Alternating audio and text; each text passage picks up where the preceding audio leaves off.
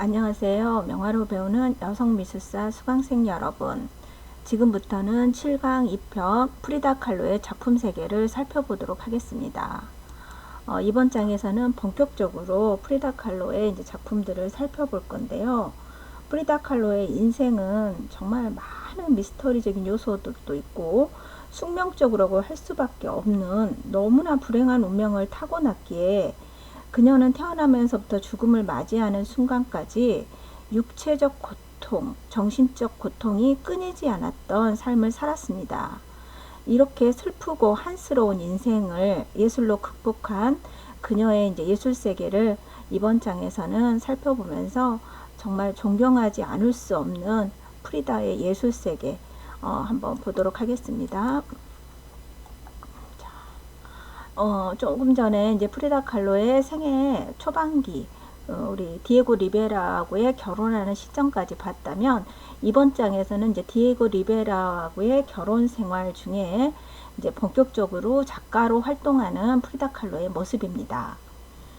그녀는 1934년 미국에서 멕시코로 돌아오면서 멕시코 공산당 활동을 다시 재개를 합니다. 그녀는 자기가 공산주의자로 적극적인 공산주의자로 활동하고 싶어 했었습니다. 약간은 낭만적인 공산주의자적인 모습을 가지고 있긴 하지만 그녀는 자신이 전통적인 막스주의자이기를 희망을 했고요.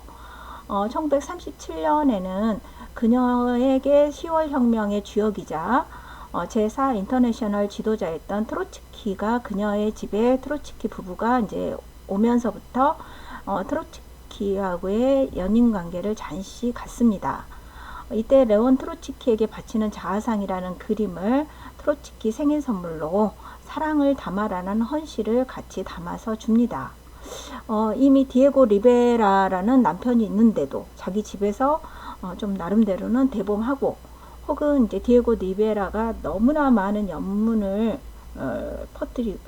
퍼뜨리고 심지어 자신의 여동생하고도 그 불륜 관계를 맺었던 그런 남편을 옆에 두고 있어서 그런지 프리다 칼로도 자신이 좋아하는, 자신에게 자신이 매력을 느끼는 남성에게는 적극적으로 자신의 애정을 또 표현을 합니다. 특히나 앙드레 브루통이라고 이 초현실주의 운동을 이끌었던 앙드레 브루통이 프리다 칼로를 만나러 옵니다. 그래서 이 프리다 칼로의 작품을 보고 열렬히 초현실주의 운동을 같이 할 것을 열렬히 그녀를 지원하고 그녀에 대한 모든 찬사의 비평문을 써줍니다. 그래서 최초로 어떤 멕시코 외에 다른 지역에서의 개인전은 이 앙드레 브루통이 열어주었습니다. 그래서 뉴욕과 파리에서 전시회를 열고 국제적인 명성과 또 초현실주의 작가, 그 작가들, 그 다음에 우리 칸딘스키라든가 피카소는 이 프리다 칼로의 작품에 반해서 그녀에게 귀걸이를 선물할 정도로 엄청난 찬사를 합니다. 1939년에 디에고하고 이혼을 합니다. 그녀의 여동생하고의 불륜이 그녀에게 발각이 되면서 그동안 수 없는 남편의 연문설에도 불구하고 나름대로는 인내하던 프리다 칼로가 결국 동생하고의 그 불륜은 도저히 견딜 수 없던 상처였죠. 그래서 결국은 39년에 디에고하고 이혼을 하지만 프리다 칼로의 영혼 속에는 디에고가 있어야만 자신의 예술 세계도 펼쳐나갈 수 있었고 너무나 좋아했습니다. 그래서 1년 만에 다시 나의 디에고와 재결합한다. 그러나 부부관계는 맺지 않겠다. 이렇게 하면서 다시 재결합을 합니다. 1953년에 다리 아랫부분을 다 절단을 하면서 침대에 누운 채로 그녀는 멕시코에서 첫 개인전을 개최를 해요. 그리고 1954년 그녀는 너무나도 젊은 47, 8 나이에 죽습니다. 그녀의 집, 푸른 집은 1958년 프리다 칼로 미술관으로 개관을 합니다. 자, 이 어린 시절에 그 프리다 칼로가 처음에 미술 학도가 돼야겠다라고 생각을 하면서 그렸던 벨벳 드레스를 입은 자화상입니다. 이 자화상은 그녀의 첫 애인이었던 남자친구에게 주려고 선물로 준비했던 작품인데요. 이 그림 속에 그 프리다 콜레 자신의 자아상인데, 이 모딜리아니의 그림 영향이라든가 우리 이제 르네상스 후기 르네상스의 마니에리즘의 영향을 받아서 이렇게 목이 길쭉한 자신의 모습, 좀 우아한 모습의 우수에 찬 표정, 귀족적인 의상을 입고 있는 자신의 느낌을 이제 표현을 해서 자신의 남자친구인 아리아스에게 이제 애정을 담은 표현으로 선물했습니다. 하지만 이제 결국은 아리아스라는 첫 번째 자신의 남자친구도 프리다하고의 잦은 싸움 속에서 이제 결별을 하고요. 하지만 이제 이 프리다 칼로가 자신이 사랑하는 첫 번째 남자친구 아리아스에게 준 이 그림 속의 프리다의 모습을 한번 잘 살펴보고 계십시오. 그 다음에 이제 또 프리다 칼로의 자아상 중에 아까 트로츠키, 자신의 집에 잠시 방문했던 트로츠키에게 헌정하는 자아상이라는 이 작품은 어떻게 보면은 이 작품을 보고 앙드레 브루통은 엄청나게 찬사를 합니다. 이 커튼 뒤에 나오는 여성의 모습은 한 마리의 나비 같다 라고 표현을 하는데, 프리다 칼로의 다른 자아상에 비해서 손에 꽃을 들고 있고 트로츠키에게 헌정하는 사랑의 시를 들고 있는 이 프리다 칼로의 모습은 그 어떤 프리다 칼로의 모습보다 굉장히 사랑스럽고 부드럽게 표현되어 있습니다. 디에고 리베라를 향하는 자아상하고는 또 색다른 느낌의 자아상을 보여주고 있습니다. 초창기 그림입니다. 인디안 소녀 브리지니아의 초상인데, 이 초창기에 프리다 칼로는 미술 공부를 시작하면서 이렇게 색채, 보색 색채를 잘 다루고 있고 인물에 대한 사실적인 묘사를 잘 하고 있습니다. 또 이 인디언 여인들을 그린 두 여인들이라는 작품도 이렇게 잎이 무성한 숲 비슷한 곳에 나비도 그려놓고 인디언 여인들의 이제 표정들도 잘 그려 넣습니다.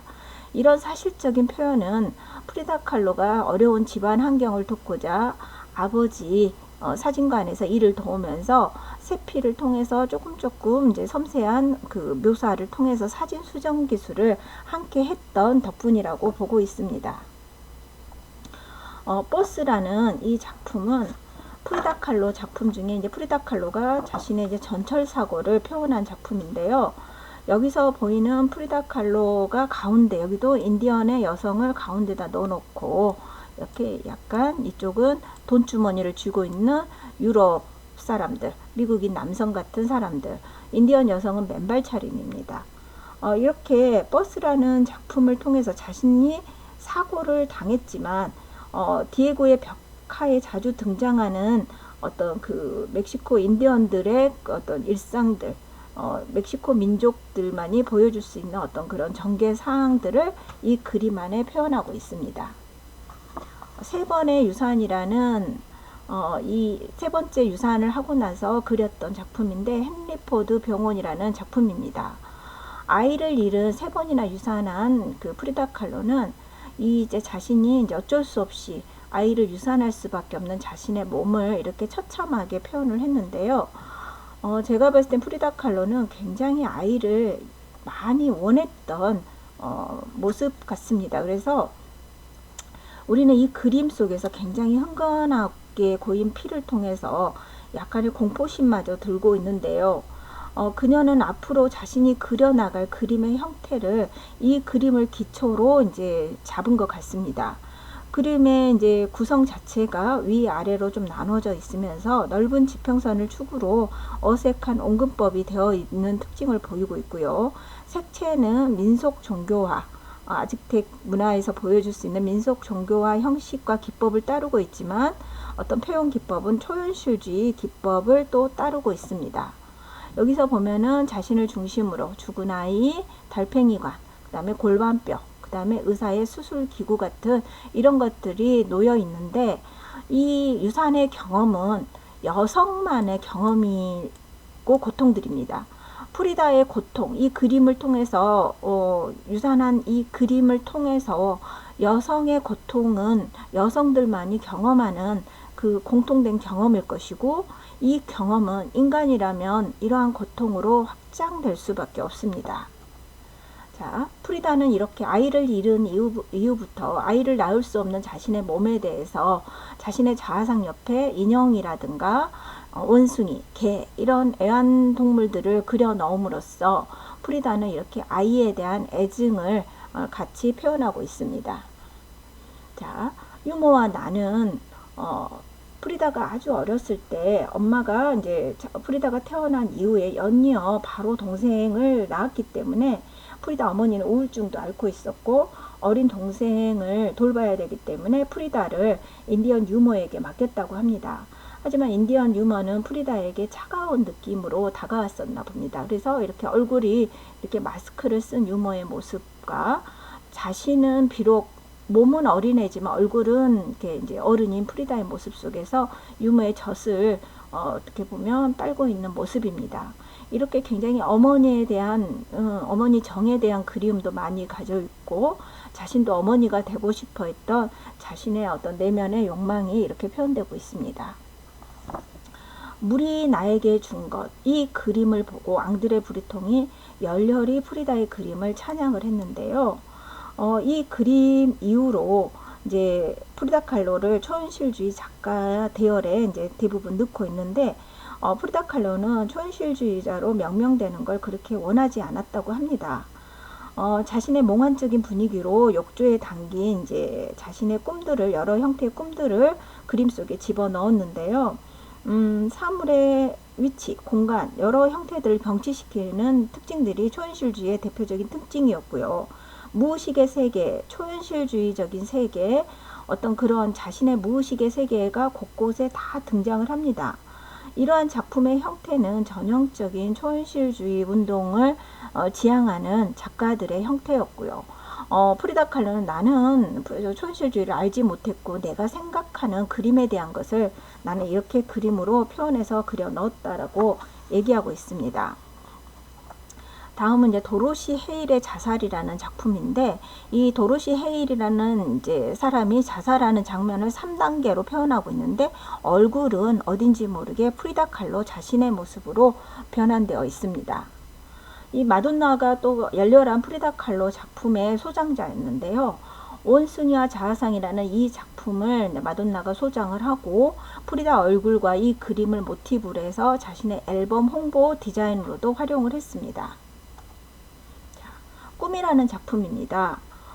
이제 1940년대를 기점으로 프리다는 굉장히 이제 고통 속에서 몸도 점점 더 아파오고 척추 고통이 너무나 이제 심하게 생기면서 샌프란시스코에 가서 수술을 받았습니다.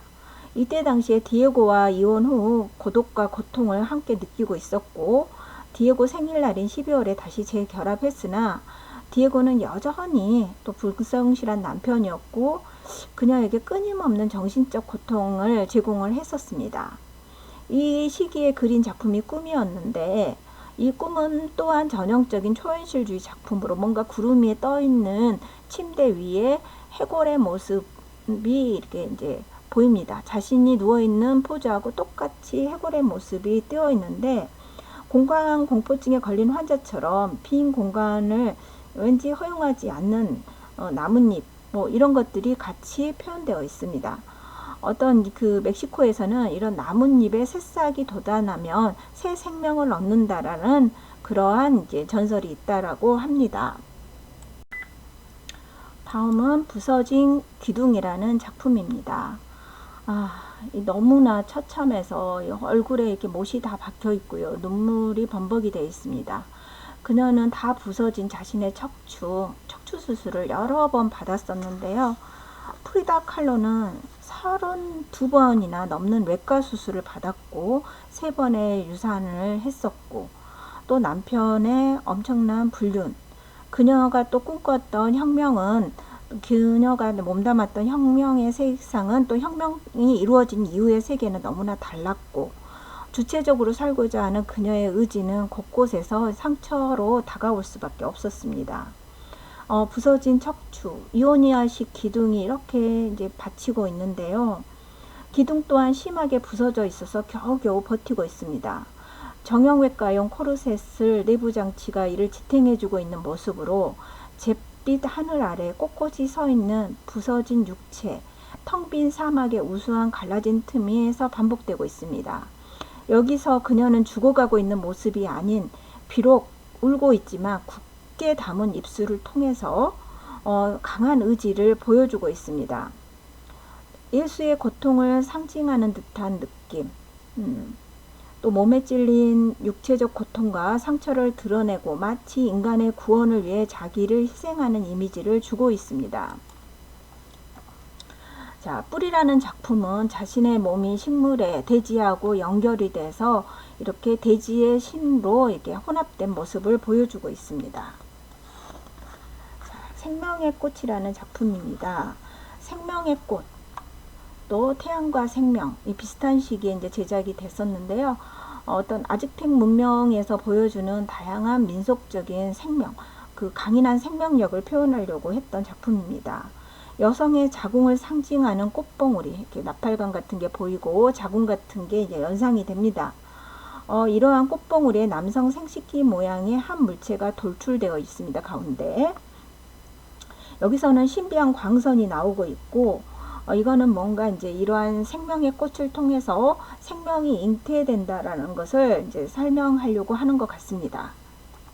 자, 모세라는 작품 또한 이렇게 자신을 중심으로 여러 다양한 모세의 신화들을 기록하고 있습니다.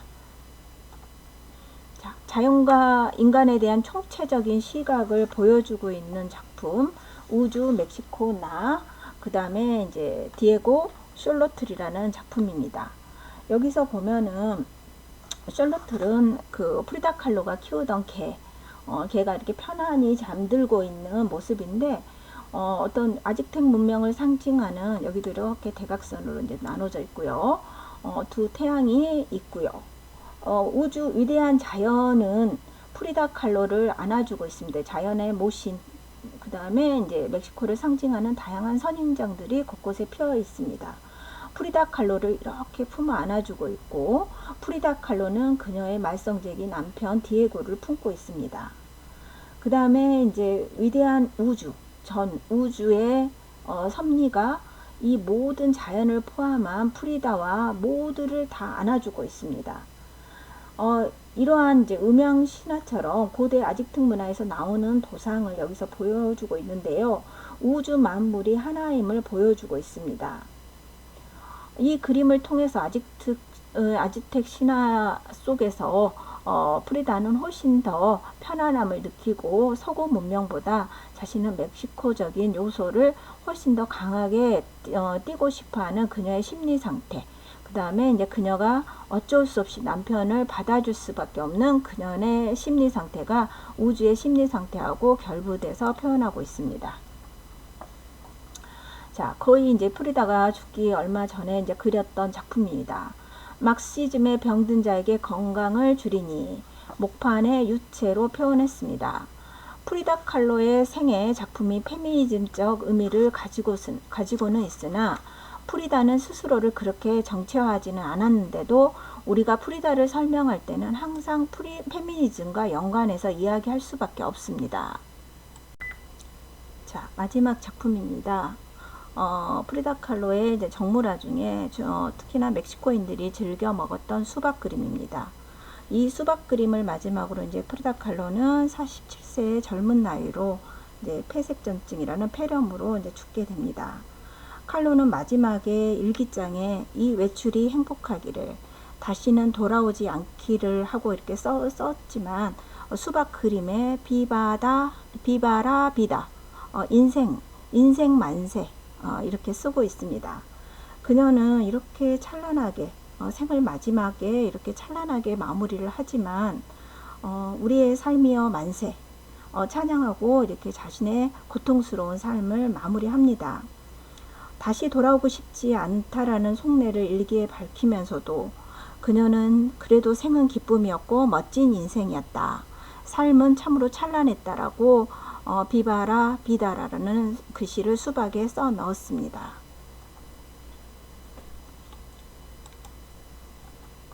자, 1983년 헤이든 헤레라가 프리다 칼로의 전기를 이제 쓰면서부터 프리다 칼로는 1980년대, 90년대 본격적으로 이제 페미니즘 운동의 이제 대부분의 이제 중요한 인물로 항상 페미니즘 하면은 먼저 최전선의 프리다 칼로라는 이름을 이제 꼭 하고 넘어갔습니다. 그녀의 작품이 너무나 충격적이었고 강한 전율을 자아내는 그림이었고 또 살아생전에 너무나 카리스마 넘치는 그녀의 사생활, 그녀의 성격, 작품 이런 것들을 통해서 20세기 여성 우상으로 상징되었기 때문입니다. 2002년에는 프리다의 파란만장한 삶이 프리다라는 헐리우드 영화로 만들어졌고요.